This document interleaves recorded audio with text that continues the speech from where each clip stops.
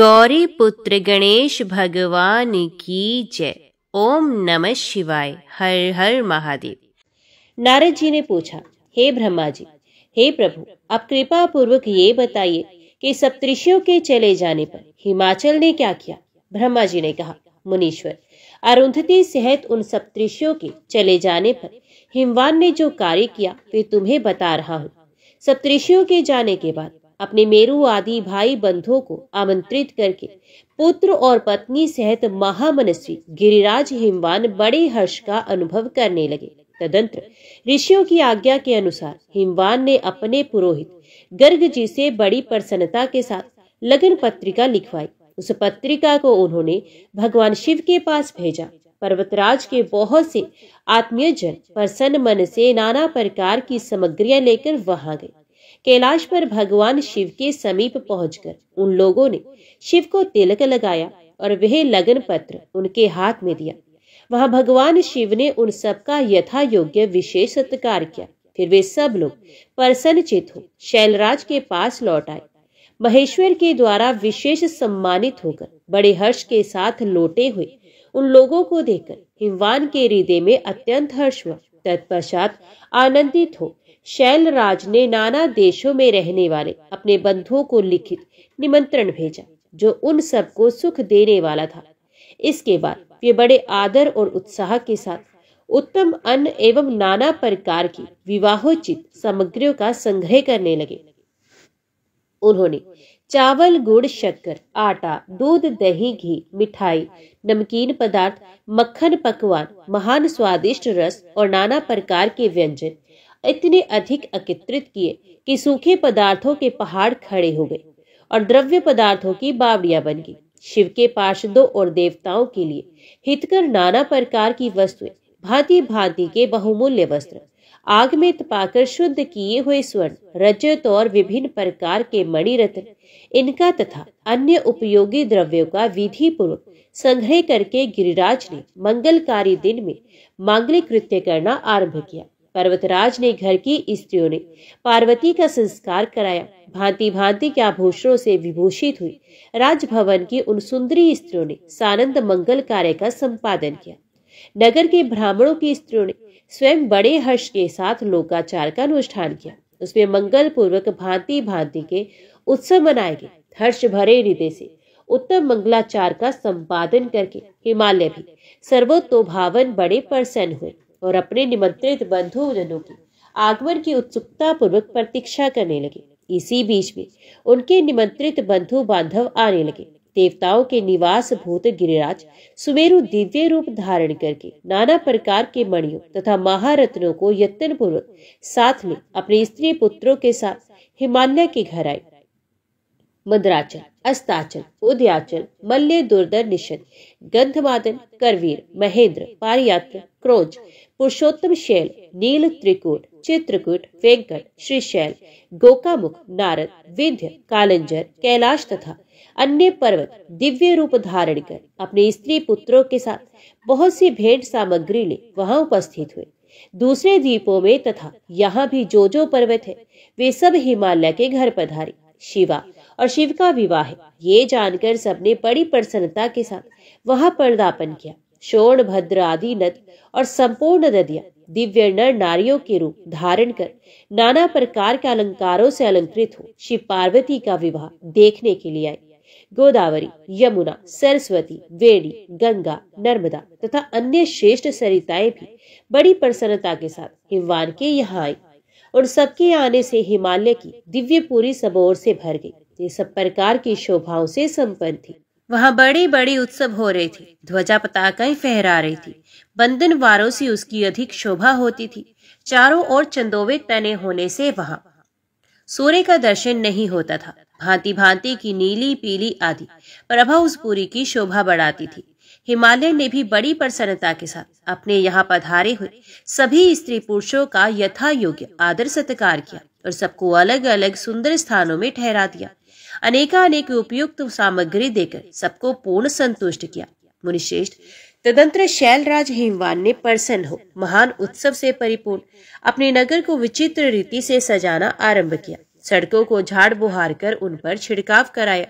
उन्हें बहुमूल्य साधनों से सुसज्जित एवं शोभित किया। प्रत्येक घर के दरवाजे पर केले आदि मांगलिक वृक्ष लगाए गए और उन्हें मांगलिक द्रव्यों से संयुक्त किया गया।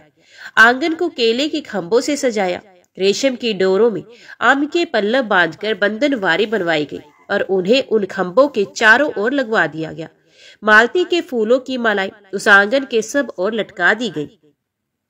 सुंदर तोरणों से वह आंगन का भाग अत्यंत प्रकाशमान जान पड़ता था। चारों दिशाओं में मंगल सूचक शुभ द्रव्य रखे गए जो उस प्रांगण की शोभा बढ़ा रहे थे।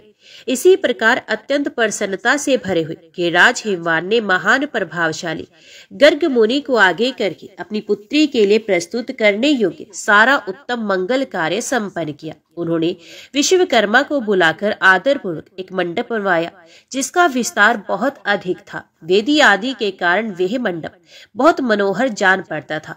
देवऋषि वह मंडप कई योजन विस्तृत था।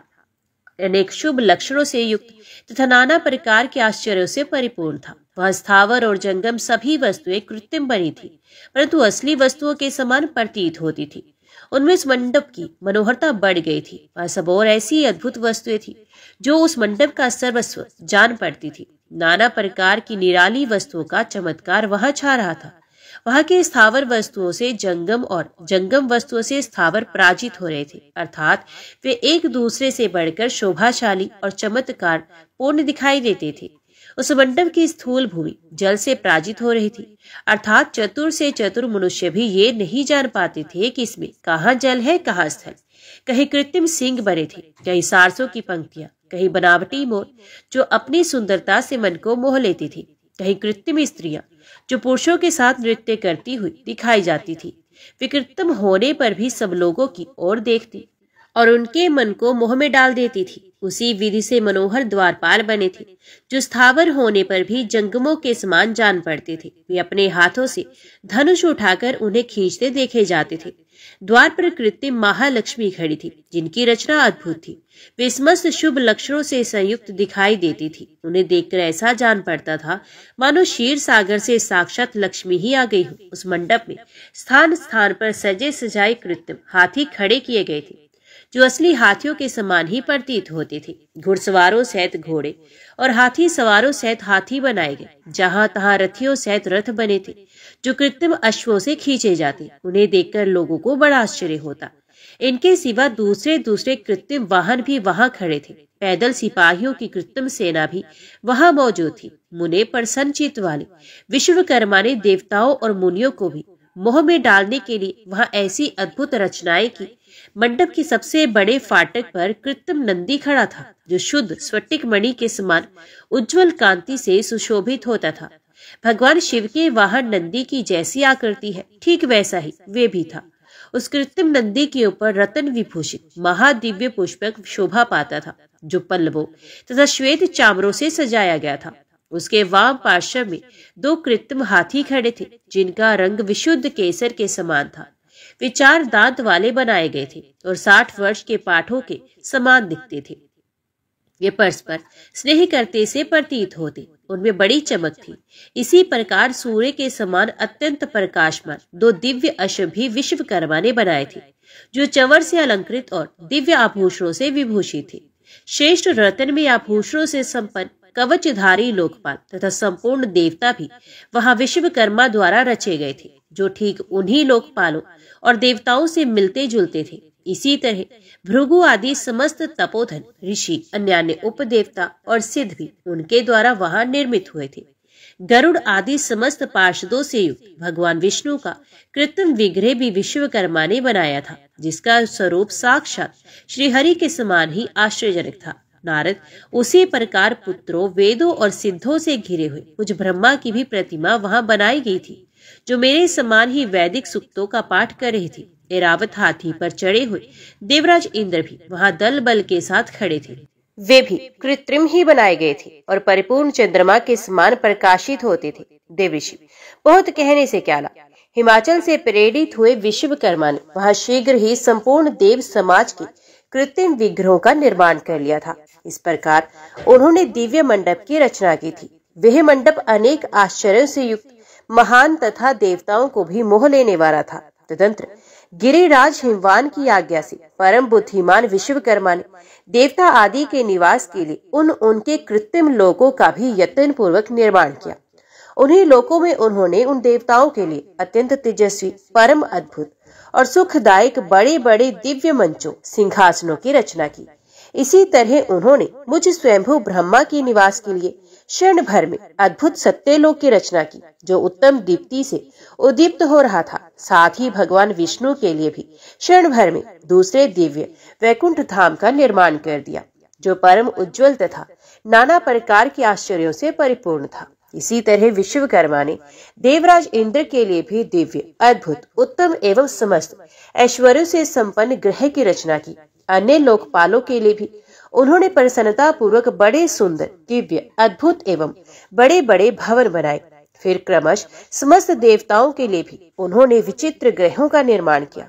परम बुद्धिमान विश्वकर्मा को भगवान शंकर का महान वर प्राप्त था, इसलिए उन्होंने शिव के संतोष के लिए क्षण भर में इन सब वस्तुओं की रचना कर डाली। तदंतर उसी प्रकार भगवान शंकर के लिए भी उन्होंने एक शोभाशाली ग्रह का निर्माण किया, जो शिव के चिन्ह से युक्त तथा शिव लोकव्रती दिव्य भवन के समान ही अनुपम था।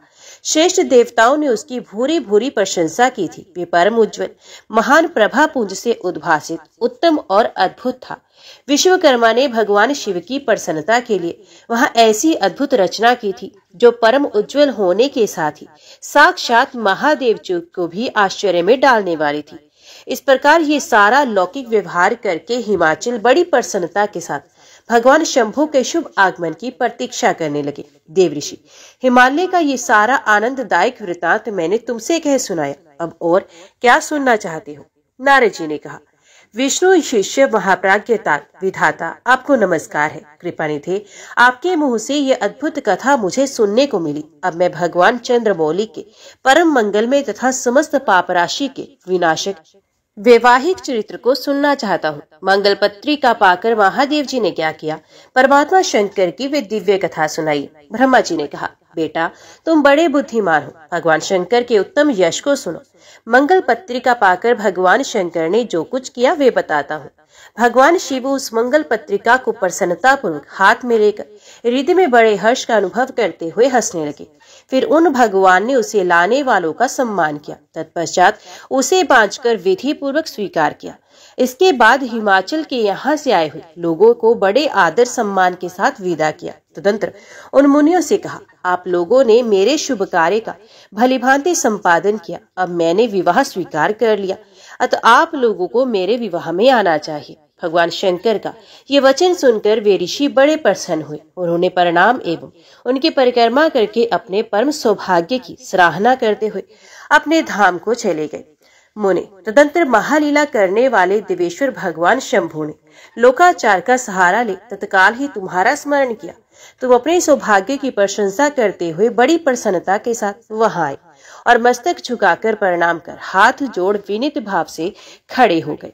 तब भगवान शिव ने कहा, नारद, तुम्हारे उपदेश से देवी पार्वती ने बड़ी भारी तपस्या की और उससे संतुष्ट होकर मैंने उन्हें ये वर दिया कि मैं पति रूप से तुम्हारा पाणी ग्रहण करूंगा। पार्वती की भक्ति देखकर मैं उनके वश में हो गया, इसलिए उनके साथ विवाह करूंगा। सप्तऋषियों ने लगन का साधन और शोधन भी कर दिया। अतः आज से 7वें दिन मेरा विवाह होगा। उस अवसर पर लौकिक रीति का आश्रय ले मैं महान उत्सव करूंगा। मुने, तुम विष्णु आदि सब देवताओं, मुनि और सिद्धों को तथा अन्य लोगों को भी मेरी ओर से निमंत्रण करो। सब लोग मेरे शासन की गुरुता को समझकर प्रसन्नता और उत्साह के साथ सब प्रकार से सज धज कर स्त्री पुत्रों को साथ लिए यहाँ आए। ब्रह्मा जी कहते हैं, मुने, भगवान शंकर की आज्ञा को शिरोधार्य करके तुमने शीघ्र ही सर्वत्र जाकर उन सबको निमंत्रण दे दिया। तत्पश्चात शंभु के पास आकर उनकी आज्ञा के अनुसार तुम वही ठहर गए। भगवान शिव भी उन सब देवताओं के आगमन की उत्कंठा पूर्वक प्रतीक्षा करते हुए अपने गणों के साथ वहीं रहे। उनके सभी गण संपूर्ण दिशाओं में नाचते हुए वहां बड़ा भारी उत्सव मना रहे थे। इसी बीच में भगवान विष्णु सुंदर वेश धारण किए अपनी पत्नी और दल बल के साथ शीघ्र ही कैलाश पर्वत पर आए और भक्ति भाव से भगवान शिव को प्रणाम करके उनकी आज्ञा पाकर प्रसन्नता पूर्वक उत्तम स्थान में ठहर गए। इसी प्रकार मैं अपने गणों के साथ स्वतंत्रता पूर्वक शीघ्र ही कैलाश गया और भगवान शंभु को प्रणाम करके अपने सेवकों सहित सानंद वहां ठहरा। तदंतर इंद्र आदि लोकपाल और उनकी स्त्रियां आवश्यक सामान के साथ खूब सज धज कर वहां आई। वे सबके सब उत्सव मना रहे थे। तत्पश्चात मुनि, नाग, सिद्ध, उपदेवता तथा अन्य लोग भी निमंत्रित हो उत्सव मनाते हुए वहां आए। उस समय महेश्वर ने वहां आए हुए सब देवता आदि का पृथक पृथक सहर्ष स्वागत सत्कार किया। फिर तो कैलाश पर्वत पर बड़ा अद्भुत और महान उत्सव होने लगा। देवांगनाओं ने उस अवसर पर यथा योग्य नृत्य आदि किया। विष्णु आदि जो देवता भगवान शंभु की विवाहिक यात्रा संपन्न कराने के लिए इस समय वहां आए थे, वे सब यथा स्थान ठहर गए। भगवान शिव की आज्ञा पाकर सब लोग उनके प्रत्येक कार्य को अपना ही कार्य समझकर नियंत्रित रूप से करने लगे और इसे शिव की सेवा मानने लगे। उस समय सातों मातृकाएं वहां बड़ी प्रसन्नता के साथ शिव को यथा योग्य आभूषण पहनाने लगी। मुनिश्रेष्ठ परमेश्वर भगवान शिव का जो स्वाभाविक वेश था वही उनकी इच्छा से उनके लिए आभूषण की सामग्री बन गया। उस समय चंद्रमा स्वयं उनके मुकुट के स्थान पर जा विराजे। उनका जो सुंदर ललाट व्रती तीसरा नेत्र था वही शुभ तिलक बन गया। कानों के आभूषणों के रूप में जो 2 सर्प बताए गए हैं वे नाना प्रकार के रत्नों से युक्त 2 कुंडल बन गए।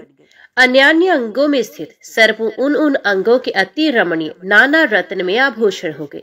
उनके शरीर में जो भस्म लगा हुआ था वही चंदन आदि का अंगराग बन गया और उनके जो गज चरम आदि परिधान थे वे सुंदर दिव्य दुकूल बन गए। इस प्रकार उनका रूप इतना सुंदर हो गया कि उसका वर्णन करना कठिन है।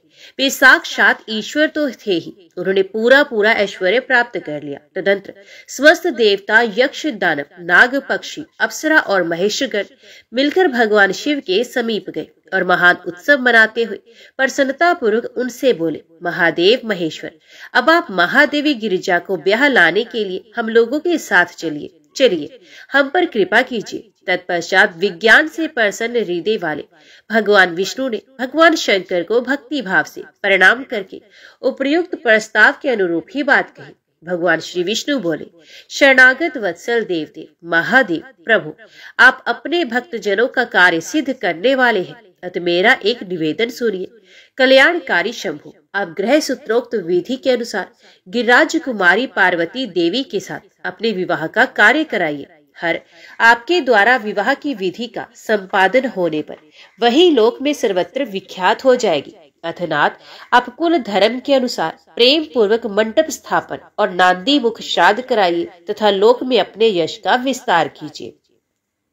नारद, भगवान विष्णु के ऐसा कहने पर लोकाचार परायण परमेश्वर शंभु ने विधि पूर्वक सब कार्य किया। उन्होंने सारा अभ्योदिक कार्य कराने के लिए मुझको यह अधिकार दे दिया था, अतः वहां मुनियों को साथ ले मैंने आदर और प्रसन्नता के साथ वे सब कार्य संपन्न किया। महामुने उस समय कश्यप, अत्रि, वशिष्ठ, गौतम, भागुरी, गुरु, कनव, बृहस्पति, शक्ति, जमदग्नि, पराशर, मार्कंडेय, शिलापाक, अरुणपाल, अकृतशम, अगस्त्य, च्यवन, गर्ग, शिलाद, दधीचि, उपमन्यु, भरद्वाज, अकृतवर्ण, पिपलाद, कुशिक, कौतिस तथा शिष्यों सहित व्यास, ये और दूसरे बहुत से ऋषि जो भगवान शिव के समीप आए थे, मेरी प्रेरणा से विधि पूर्वक वहां अभ्योदिक कर्म कराने लगे। वे सबके सब वेदों के पारंगत विद्वान थे। अद्वैतोक्त विधि से वैवाहिक मंगलाचार करके ऋग्वेद, यजुर्वेद और सामवेद के विविध उत्तम सूक्तों द्वारा महेश्वर की रक्षा करने लगे। उन सब ऋषियों ने बड़ी प्रसन्नता के साथ बहुत से मंगल कार्य कराए। मेरी और शंभु की प्रेरणा से उन्होंने विघ्नों की शांति के लिए प्रीति पूर्वक ग्रहों का और समस्त मंडल व्रती देवताओं का पूजन किया। वह सब लौकिक वैदिक कर्म यथोचित रीति से करके भगवान शिव बहुत संतुष्ट हुए और उन्होंने प्रसन्नता पूर्वक ब्राह्मणों को प्रणाम किया। तदंतर वे सर्वेश्वर महादेव देवताओं और ब्राह्मणों को आगे करके उस गिरि श्रेष्ठ कैलाश से हर्ष पूर्वक निकले। कैलाश से बाहर जाकर देवताओं और ब्राह्मणों के साथ भगवान शंभु जो नाना प्रकार की लीलाएं करने वाले हैं सानंद खड़े हो गए। उस समय वहां महेश्वर के संतोष के लिए देवता आदि ने मिलकर बहुत बड़ा उत्सव मनाया। बाजे बजे तथा गान और नृत्य हुए। मुने तदंतर भगवान शंभु ने नंदी आदि सब गणों को अपने साथ हिमाचल पुरी को चलने की प्रसन्नता पूर्वक आज्ञा देते हुए कहा, तुम लोग थोड़े से गणों को यहाँ रखकर शेष सभी लोग मेरे साथ बड़े उत्साह और आनंद से युक्त हो गिरिराज हिमवान के नगर को चलो।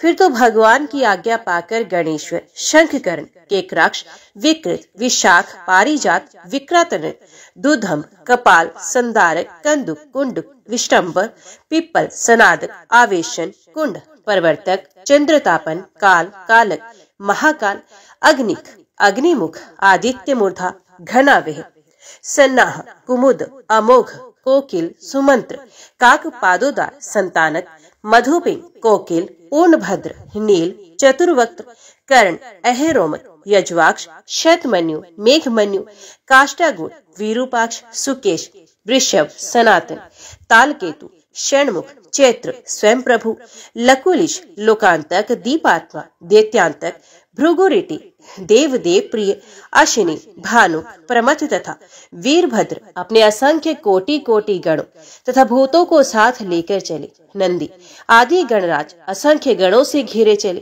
तथा क्षेत्रपाल और भैरव भी कोटि कोटि गणों को लेकर उत्सव मनाते हुए प्रेम और उत्साह के साथ चल पड़े।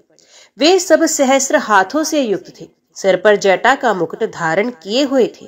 उन सबके मस्तक पर चंद्रमा और गले में नील चिन्ह थे तथा वे सबके सब त्रिनेत्रधारी थे। उन सब ने रुद्राक्ष के आभूषण पहन रखे थे, सभी उत्तम भस्म धारण किए थे और हार, कुंडल, केयूर तथा मुकुट आदि से अलंकृत थे। इस प्रकार देवताओं तथा दूसरे दूसरे गणों को साथ ले भगवान शंकर अपने विवाह के लिए हिमवान के नगर की ओर चल पड़े। देवी चंडी रुद्रदेव की बहन बनकर खूब उत्सव मनाती हुई बड़ी प्रसन्नता के साथ वहां आ पहुंची। वे शत्रुओं को अत्यंत भय देने वाली थी। उन्होंने सांपों के आभूषणों से अपने को विभूषित कर रखा था। उनका वाहन प्रेत था। वे उसी पर आरूढ़ हो अपने माथे पर एक सोने का भरा हुआ कलश लिए चल रही थी। वे कलश महान प्रभा पुंज से प्रकाशित हो रहा था। मुने वहां करोड़ों दिव्य भूतगण शोभा पा रहे थे, जिनका रूप विकराल था। उनके रूप रंग भी अनेक प्रकार के थे। उस समय डमरुओं के डिम डिम घोष से, भेरियों के गड़गड़ाहट से और शंखों के गंभीर नाद से तीनों लोग गूंज उठे थे। दुधंबियों की ध्वनि से महान कोलाहल हो रहा था। वे जगत का मंगल करता हुआ अमंगल का नाश करता था। देवता लोग शिव गणों के पीछे होकर बड़ी उत्सुकता के साथ बारात का अनुसरण करते थे। संपूर्ण सिद्ध और लोकपाल आदि भी देवताओं के साथ थे। देव मंडली के मध्य भाग में गरुड़ के आसन पर बैठकर लक्ष्मीपति भगवान विष्णु चल रहे थे। मुने उनके ऊपर महान छत्र तना हुआ था, जो उनकी शोभा बढ़ाता था। उन पर चवर डुलाए जा रहे थे और वे अपने गणों से घिरे हुए थे। उनके शोभाशाली पार्षदों ने उन्हें अपने ढंग से आभूषण आदि के द्वारा विभूषित किया था। इसी प्रकार मैं भी मूर्तिमान वेदों, शास्त्रों, पुराणों, आगमों, सनकादि महासिद्धों, प्रजापतियों, पुत्रों तथा अन्यान्य परिजनों के साथ मार्ग में चलता हुआ बड़ी शोभा पा रहा था और शिव की सेवा में तत्पर था। देवराज इंद्र भी नाना प्रकार के आभूषणों से विभूषित हो ऐरावत हाथी पर आरूढ़ होकर अपने सेना के बीच से चलते हुए अत्यंत सुशोभित हो रहे थे। उस समय बारात के साथ यात्रा करते हुए बहुत से ऋषि भी अपने तेज से प्रकाशित हो रहे थे। ये शिवजी का विवाह देखने के लिए बहुत उत्कंठित थे। शाकिनी, यातुधान, बेताल, ब्रह्म राक्षस, भूत प्रेत, पिशाच, प्रमथ आदि गण, तुम्बरु, नारद, हाहा और हुहु आदि श्रेष्ठ गंधर्व तथा किन्नर भी बड़े हर्ष से भरकर बाजा बजाते हुए चले जा रहे थे। संपूर्ण जगत माताएं, सारी देव कन्याएं, गायत्री, सावित्री, लक्ष्मी और अन्य दिव्यांगनाएं, ये तथा दूसरी देव पत्नियां जो संपूर्ण जगत की माताएं हैं, शंकर जी का विवाह है, ये सोचकर बड़ी प्रसन्नता के साथ उसमें सम्मिलित होने के लिए गई। वेदों, शास्त्रों, सिद्धों और महर्षियों द्वारा जो साक्षात धर्म का स्वरूप कहा गया है तथा जिसकी अंग कांति शुद्ध स्वट्टी के समान उज्जवल है, वे सर्वांग सुंदर वृषभ भगवान शिव का वाहन है। धर्म वत्सल महादेव जी उस वृक्ष पर आरूढ़ हो सबके साथ यात्रा करते हुए बड़ी शोभा पा रहे थे। देवऋषियों के समुदाय उनकी सेवा में उपस्थित थे। उन सब देवताओं और महर्षियों के एकत्रित हुए समुदाय से महेश्वर की बड़ी शोभा हो रही थी। उनका अंग बहुत श्रृंगार किया गया। वे शिवा का पानी ग्रहण करने के लिए हिमालय के भवन को जा रहे थे। नारद इस प्रकार बारात की यात्रा संबंधी उत्तम उत्सव से युक्त शंभु का चरित्र कहा गया। अब हिमालय नगर में जो सुंदर वृतांत घटित हुआ उसे सुनो। भगवान शिव ने नारद जी को हिमाचल के घर भेजा। वे वहां की विलक्षण सजावट देखकर दंग रह गए। विश्वकर्मा ने जो विष्णु, ब्रह्मा आदि समस्त देवताओं तथा नारद आदि ऋषियों की चेतन सी प्रतीत होने वाली मूर्तियां बनाई थी, उन्हें देखकर देवऋषि नारद चकित हो उठे। तत्पश्चात हिमाचल ने देवऋषि को बारात बुला लाने के लिए भेज दिया। साथ ही उस बारात की अगवानी के लिए मैनाक आदि पर्वत भी गए। तदंतर विष्णु आदि देवताओं तथा आनंदित हुए अपने गणों के साथ भगवान शिव हिमालय नगर के समीप आ पहुंचे। गिरिराज हिमवान ने जब ये सुना कि सर्वव्यापी शंकर मेरे नगर के निकट आ पहुंचे हैं, तब उन्हें बड़ी प्रसन्नता हुई। तदंतर उन्होंने बहुत सा सामान एकत्रित करके पर्वतों और ब्राह्मणों को महादेव जी के साथ वार्तालाप करने के लिए भेजा। स्वयं भी बड़ी भक्ति के साथ वे प्राण प्यारे महेश्वर का दर्शन करने के लिए गए। उस समय उनका हृदय अधिक प्रेम के कारण द्रवित हो रहा था और वे प्रसन्नता पूर्वक अपने सौभाग्य की सराहना करते थे। उस समय समस्त देवताओं की सेना को उपस्थित देख हिमवान को बड़ा विस्मय हुआ और वे अपने को धन्य मानते हुए उनके सामने चले गए। देवता और पर्वत एक दूसरे से मिलकर बहुत प्रसन्न हुए और अपने आप को कृत्य कृत्य मानने लगे। महादेव जी को सामने देखकर हिमालय ने उन्हें प्रणाम किया। साथ ही समस्त पर्वतों और ब्राह्मणों ने भी सदा शिव की वंदना की। वे वृषभ पर आरूढ़ थे, उनके मुख पर प्रसन्नता छा रही थी।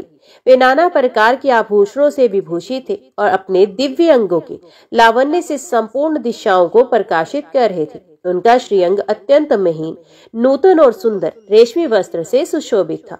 उनके मस्तक का मुकुट उत्तम रत्नों से जटित होने के कारण बड़ी शोभा पा रहा था। वे अपनी पावन प्रभा का प्रसार करते हुए हंस रहे थे। उनका प्रत्येक अंग भूषण बने हुए सर्पों से युक्त था तथा उनकी अंग कांति बड़ी अद्भुत दिखाई देती थी।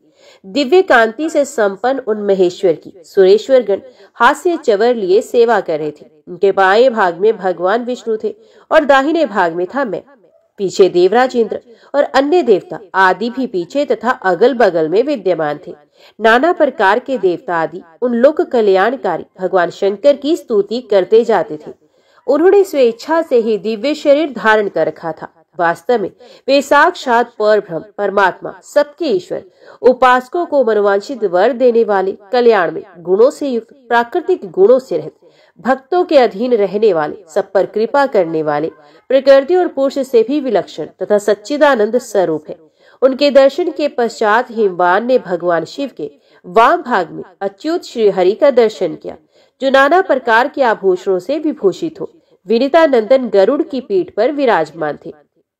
मुने भगवान के दाहिने भाग में उन्होंने 4 मुखों से युक्त महाशोभाशाली तथा अपने परिवार से संयुक्त मुझ ब्रह्मा को देखा। भगवान शिव के सदा ही अत्यंत प्रिय इन दोनों देवेश्वरों का दर्शन करके परिवार सहित गिरिराज ने आदर पूर्वक प्रणाम किया। इसी प्रकार भगवान शिव के पीछे तथा अगल बगल में खड़े हुए दीप्तिमान देवता आदि को भी देखकर गिरिराज ने उन सबके सामने मस्तक झुकाया। तत्पश्चात शिव की आज्ञा से आगे होकर हिमवान अपने नगर को गए।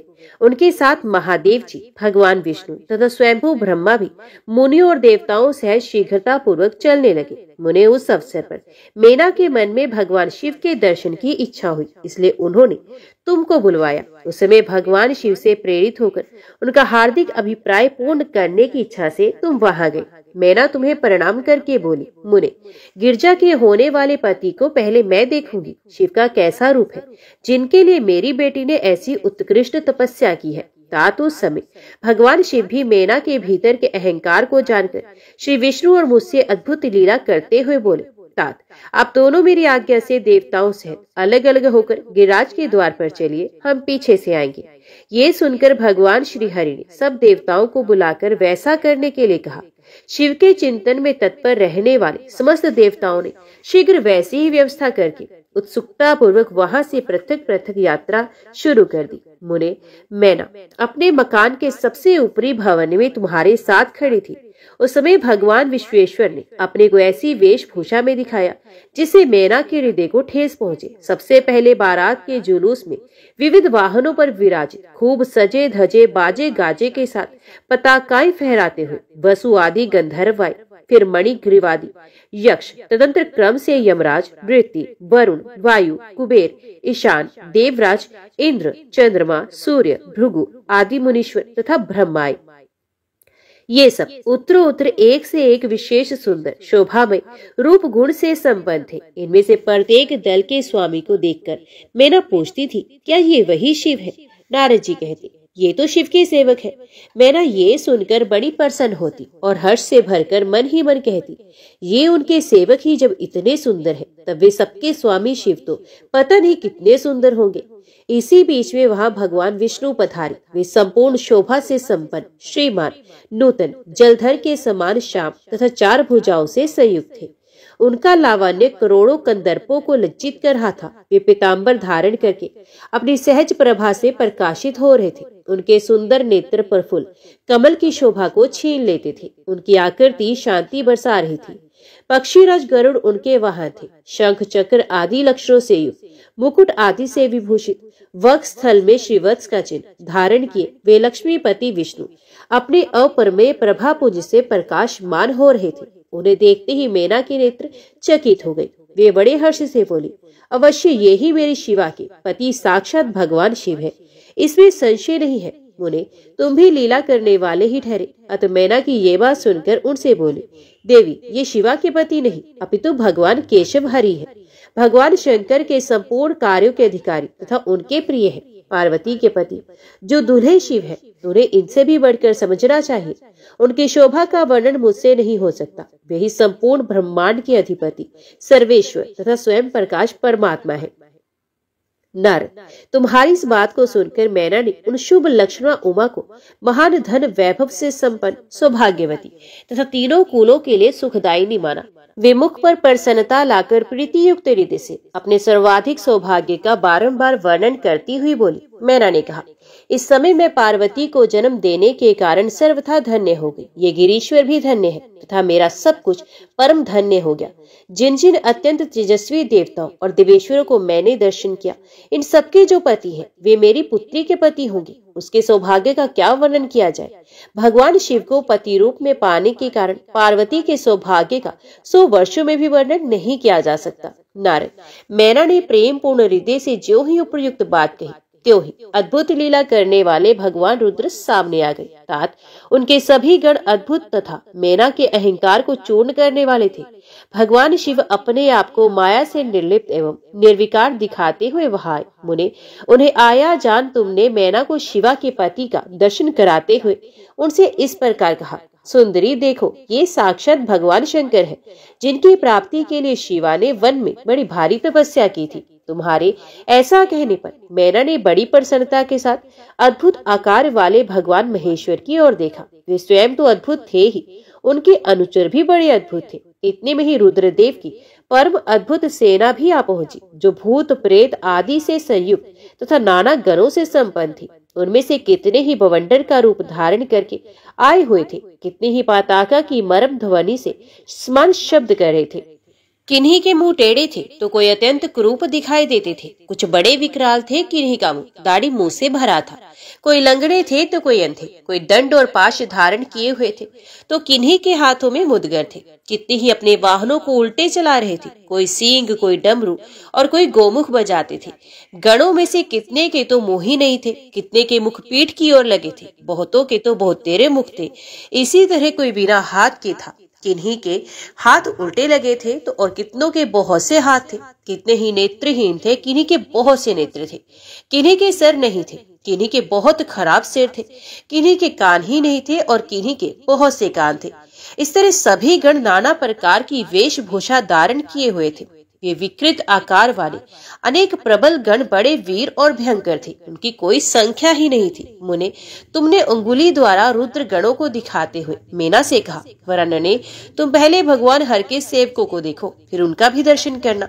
और असंख्य भूत प्रेत आदि गणों को देखकर मैना तत्काल भय से व्याकुल हो गई। उन्हीं के बीच में भगवान शंकर भी थे, जो निर्गुण होते हुए भी परम गुणवान थे। वे वृषभ पर सवार थे। उनके 5 मुख थे और प्रत्येक मुख में 3-3 नेत्र। उनके सारे अंगों में विभूति लगी थी, जो उनके लिए भूषण का काम देती थी। मस्तक पर जटाजूट और चंद्रमा का मुकुट, 10 हाथ और उनमें से एक में कपाल लिए, शरीर पर बागंबर का दुपट्टा और हाथ में पिनाक एवं त्रिशूल, आंखें भयानक आकृति विकराल और हाथी की खाल का वस्त्र। ये सब देखकर शिवा की माता बहुत डर गई। चकित हो गई, व्याकुल होकर कांपने लगी और उनकी बुद्धि चकरा गई। उस अवस्था में तुमने अंगुली से दिखाते हुए उनसे कहा, यही है भगवान शिव।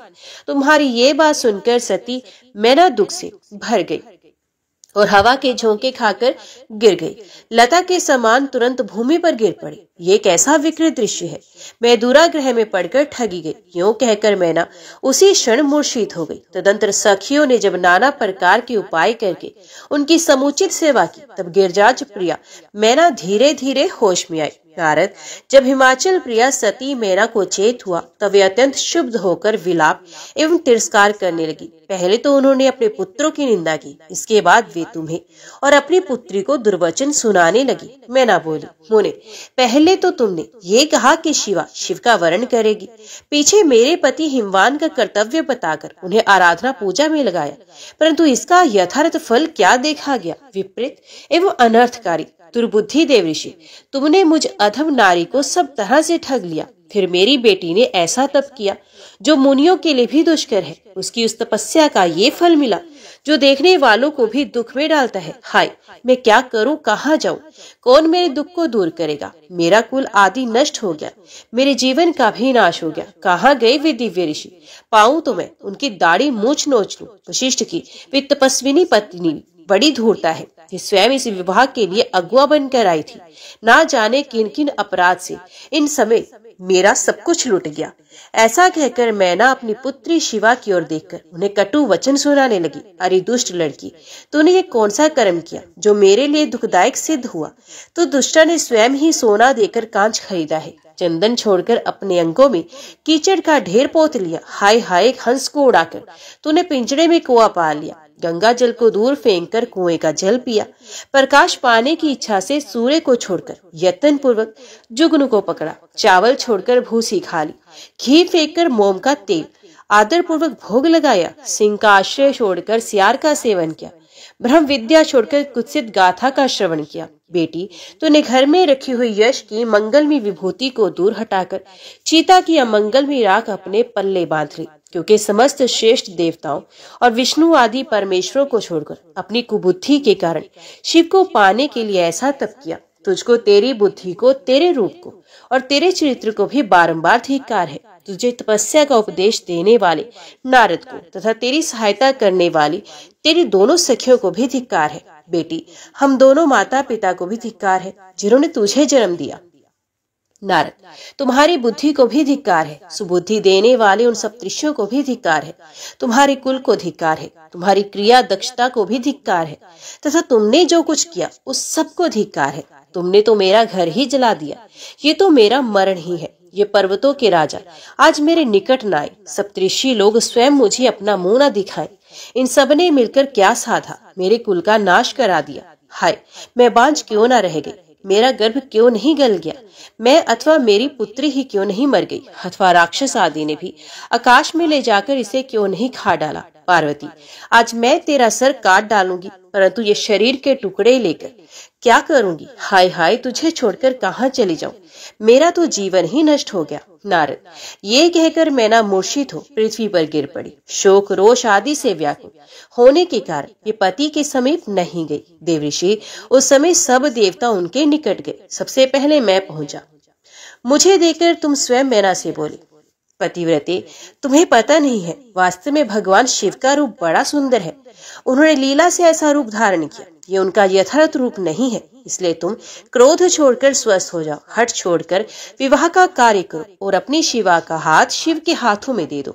तुम्हारी ये बात सुनकर मैना तुमसे बोली, उठो, यहाँ से दूर चले जाओ, तुम दुष्ट हो और अधमुख शिरोमणि हो। मैना के ऐसा कहने पर मेरे साथ इंद्र आदि सब देवता एवं दिक्पाल आकर यूं बोले, पितरों की कन्या मैना, तुम हमारे वचनों को प्रसन्नता पूर्वक सुनो। ये शिव निश्चय ही सबसे उत्कृष्ट देवता है और सबको उत्तम सुख देने वाले हैं। आपकी पुत्री को अत्यंत दुस्सह तप को देखकर इन भक्त वत्सल प्रभु ने कृपा पूर्वक उन्हें दर्शन और श्रेष्ठ वर दिया है। ये सुनकर मैना ने देवताओं से बारंबार अत्यंत विलाप करके कहा, शिव का रूप बड़ा भयंकर है, मैं उन्हें अपनी पुत्री नहीं दूंगी। आप सब देवता प्रपंच करके क्यों मेरी इस कन्या के उत्कृष्ट रूप को व्यर्थ करने को उदित हुए हैं। मुनीश्वर, उनके ऐसा कहने पर वशिष्ठ आदि सप्तऋषियों ने वहां आकर ये बात कही। पितरों की कन्या तथा गिरिराज की रानी मैंने, हम लोग तुम्हारा कार्य सिद्ध करने के लिए आए हैं। जो कार्य सर्वथा उचित और उपयोगी है उसे तुम्हारे हट के कारण हम विपरीत कैसे मान लें। भगवान शंकर का दर्शन सबसे बड़ा लाभ है। वे दान पात्र होकर स्वयं तुम्हारे घर पधारे हैं। उनके ऐसा कहने पर भी ज्ञान दुर्बला मैना ने उनकी बात मिथ्या कर दी और रुष्ट होकर उनसे कहा, मैं शस्त्र आदि से अपनी बेटी के टुकड़े टुकड़े कर डालूंगी, परंतु उसे शंकर के हाथ में नहीं दूंगी। तुम सब लोग दूर हट जाओ, किसी को मेरे पास नहीं आना चाहिए। ऐसा कह अत्यंत विवल हो विलाप करके मैना चुप हो गई। मुने, वहां उनके इस बर्ताव से हाहाकार मच गया। तब हिमालय अत्यंत व्याकुल हो वहां आए और मैना को समझाने के लिए प्रेम पूर्वक तत्व दर्शाते हुए बोले, प्रिय मैंने, मेरी बात सुनो, तुम इतनी व्याकुल क्यों हो गई? देखो तो कौन कौन से महात्मा तुम्हारे घर पधारे हैं, तुम इनकी निंदा क्यों करती हो? भगवान शंकर को तुम भी जानती हो, किंतु नाना नाम रूप वाले शंभू के विकट रूप को देखकर घबरा गई हूँ। मैं शंकर जी को भली भांति जानता हूँ, वही सबके प्रतिपालक है, पूजनियों के भी पूजनीय है तथा अनुग्रह एवं निग्रह करने वाले हैं। निष्पाप प्राण प्रिय, हठ न करो, मानसिक दुख छोड़ो, सुव्रते शीघ्र उठो और सब कार्य करो। पहली बार विकट रूपधारी शंभु ने मेरे द्वार पर आकर जो नाना प्रकार की लीलाएं की थी, मैं उनका आज तुम्हें स्मरण दिला रहा हूँ। उनके उस परम महात्म्य को देखो और समझकर उस समय मैंने और तुमने उन्हें कन्या देना स्वीकार किया था। प्रिय, अपनी इस बात को प्रमाण मानकर सार्थक करो। इस बात को सुनकर शिवा की माता मैना हिमालय से बोली, नाथ, मेरी बात सुनी और सुनकर आपको वैसा ही करना चाहिए।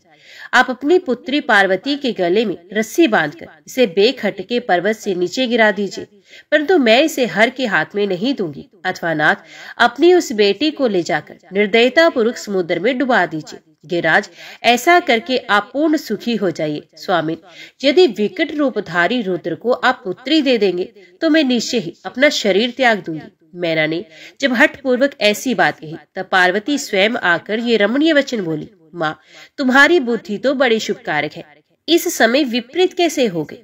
धर्म का अवलंबन करने वाली होकर भी तुम धर्म को कैसे छोड़ रही हो? ये रुद्रदेव सबकी उत्पत्ति के कारणभूत साक्षात ईश्वर है, इनसे बढ़कर दूसरा कोई नहीं। समस्त श्रुतियों में यह वर्णन है कि भगवान शंभु सुंदर रूप वाले तथा सुखद है, कल्याणकारी महेश्वर, समस्त देवताओं के स्वामी तथा स्वयं प्रकाश है।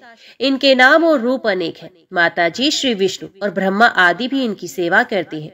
ये सबके अधिष्ठान है, कर्ता, हर्ता और स्वामी है। विकारों की इन तक पहुंच नहीं है। ये तीनों देवताओं के स्वामी अविनाशी एवं सनातन है।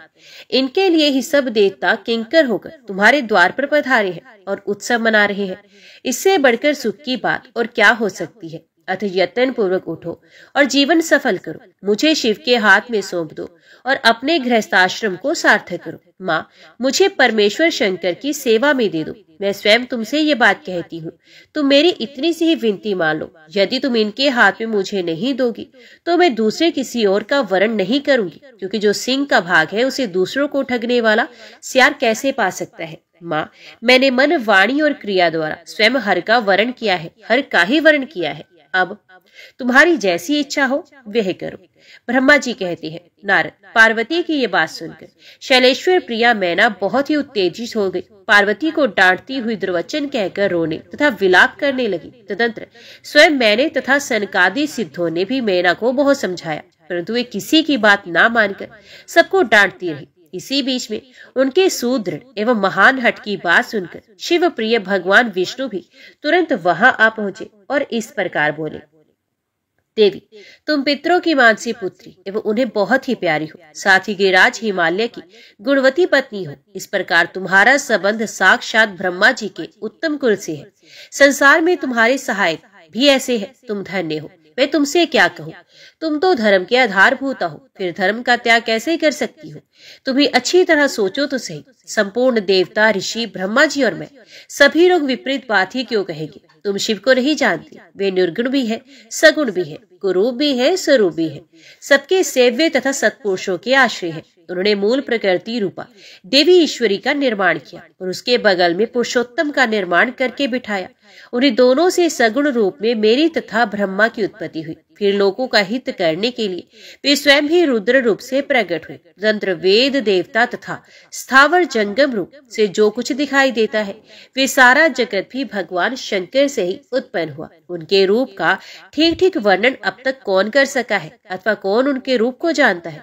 मैंने और ब्रह्मा जी ने भी जिसका अंत नहीं पाया उनका पार दूसरा कौन पा सकता है? ब्रह्मा से लेकर कीट पर्यंत जो कुछ जगत दिखाई देता है वे सब शिव का ही रूप है, ऐसा जानो। इस विषय में कोई अन्यथा विचार नहीं करना चाहिए। वे अपनी ही लीला से ऐसे रूप में अवतीर्ण हुए हैं और शिवा के तप के प्रभाव से तुम्हारे द्वार पर आए हैं। तथा हिमाचल की पत्नी, तुम दुख को छोड़ो और शिव का भजन करो, इससे तुम्हें महान आनंद प्राप्त होगा और तुम्हारा सारा कलेश मिट जाएगा। नारद, श्री विष्णु के द्वारा इस प्रकार समझाई जाने पर मैना का मन कुछ कोमल हुआ, परंतु शिव को कन्या ना देने का हट उन्होंने तब भी नहीं छोड़ा। शिव की माया से मोहित होने के कारण ही उन्होंने ऐसा दुराग्रह किया था। उस समय मैना ने शिव के महत्व को स्वीकार कर लिया। कुछ ज्ञान हो जाने पर उन्होंने श्रीहरि से कहा, यदि भगवान शिव सुंदर शरीर धारण करे तब मैं उन्हें अपनी पुत्री दे सकती हूँ, अन्यथा कोटि उपाय करने पर भी नहीं दूंगी। यह बात मैं सच्चाई और दृढ़ता के साथ कह रही हूँ। ऐसा कहकर दृढ़ता पूर्वक उत्तम व्रत का पालन करने वाली मैना शिव की इच्छा से प्रेरित हो चुप हो गई। धन्य है शिव की माया जो सबको मोह में डाल देती है। ओम नमः शिवाय। हर हर महादेव। आगे की कथा हम अगले अध्याय में सुनेंगे।